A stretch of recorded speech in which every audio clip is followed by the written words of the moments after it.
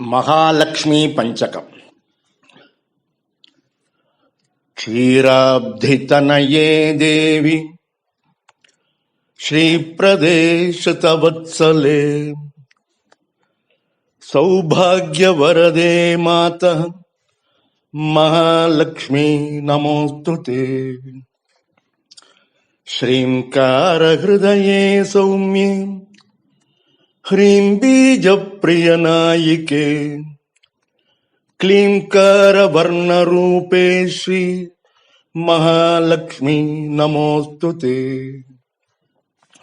वन्दारुवत्सले वन्द्ये वासुदेवप्रिये नघे वसुधे वासवाराज्ये महालक्ष्मी नमोस्तुते।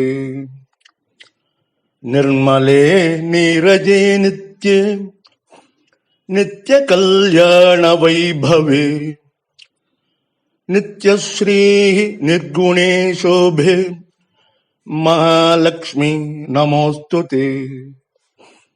धनधान्यप्रदे धन्ये धर्मकर्मसुवर्धने दयापूर्णे कृपासिन्धो महालक्ष्मी नमोस्तुते।